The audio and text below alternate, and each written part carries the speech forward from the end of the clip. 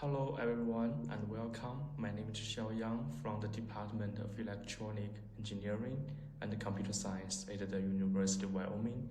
Today I'm presenting our research titled Testing the Lens, an empirical look at the GPT-4V in scientific domains.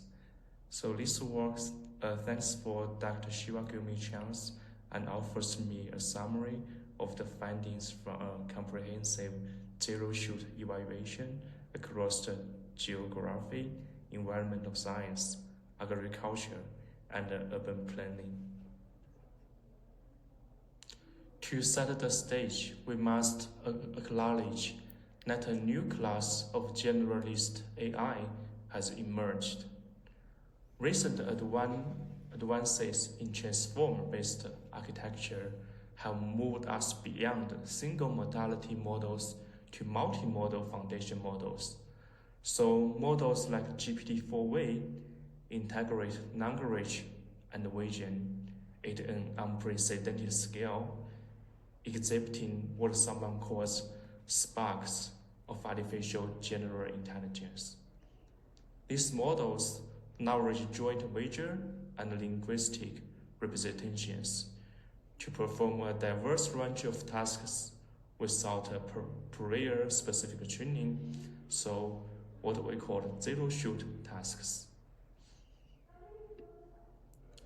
But this brings us to the core question of our research.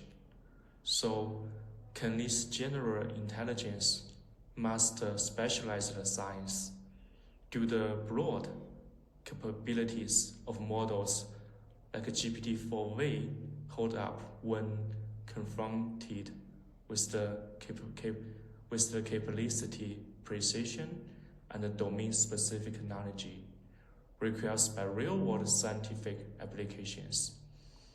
So, to answer this question, we conduct a comprehensive empirical assessment across 4 key domains: geography, environmental science, agriculture, and urban planning. We look at everything from geo-localization to corrupt phenotyping and urban design generation. So first, let's begin with geography.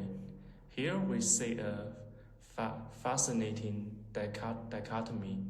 The model is strong in urban landmarks, but lost in natural landscapes. For example, here, look at the image left side of a cloud gate in Chicago. GPT-4V identifies this icon's structure precisely, with a location error of less than 100 meters.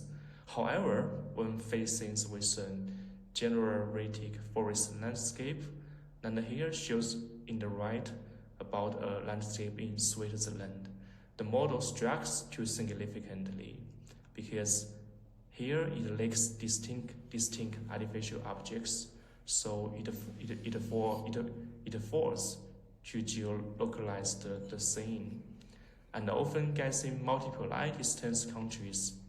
So GPT-4V heavily relies on the man-made features for content, and it breaks down when those are absent.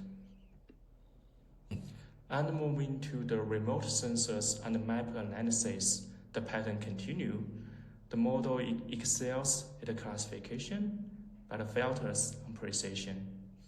In visual question analysis for remote sensoring, it effectively recognizes the broad land-covered types, such as water or urban areas, and understanding geographic scales. Similarly, with history maps, it successfully performed optical character recognition, identify over half of texts on complexity types. However, we also have some limitation here. For example, on the history maps, the model has an error like it fails to pinpoint the exact location with an average error extended to 300 pixels. So the takeaway here is that While the GPT-4V understands what in the image, it instructs to exactly where and how many. Next, we look at the environmental science, specifically evaluating the air quality index from ground level images. So here, the model demonstrates a capability of qualitative estimation, but not a quantitative measurement. So when provided with reference images, GPT-4V can correctly infer relative air quality by comparing visual cues like heads and visibility. It can categorize a scene as moderate or unhealthy. But however, the model struggles with the measurement like predict precise AQI values, so it can recognize that calculating a specific number requires measurements of pollutants like PM2.5, which simply cannot be derived from a standard photo alone. And our third domain is in agriculture. So here, the AI is effective in idea fields, but confused by complexity. So, for example, in crop type identification, it effectively identifies crops in remote sensory images that shows distinct patterns and regular shapes, such as the center irrigation circles. However, it falls when the surrounding becomes complex. For example, if there are adjacent forests or irregular patterns, the model loses its ability to identify specific cropland types. And similarly, when it can detect nutrient deficiency using vegetation index, it requires expert-level instruction to do so. So it cannot perform these advanced exploration tasks without detailed guidance. As for the plant level, we see a mix of diagnostic strengths and counting weakness. The model successfully recognizes disease and pests with clear visual symptoms such as powdery mildew, and can even suggest management strategy, but it falls when symptoms are too similar across different conditions.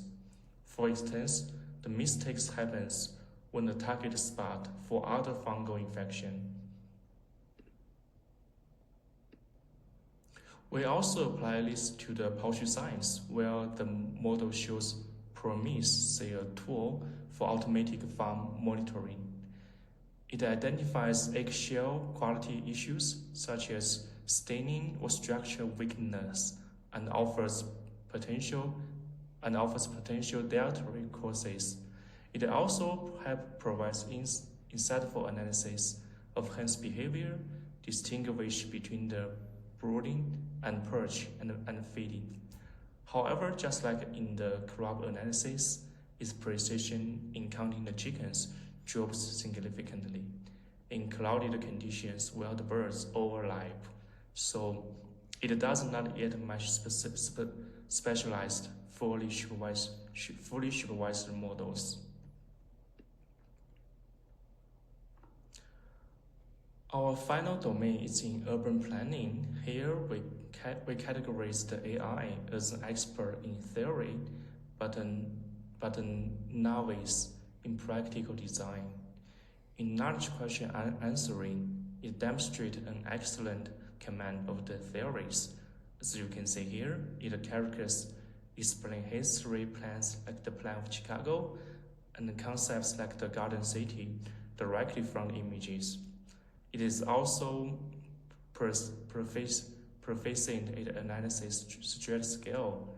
illustrated to the diagnose problems such as identifying inadequate pedestrian space or lack of bike lanes. But also the failure comes from the implementation. When the tasks with plan generation, such as creating transportation maps from a land use plan, it fails to generate a practical result, often producing unrelated general images. So furthermore, it struggles with design trade-offs. It fails to balance physical constraints and often proposing unrealistic designs, like adding the bus and bike lines to a street that is physically too narrow or just cannot accommodate to them.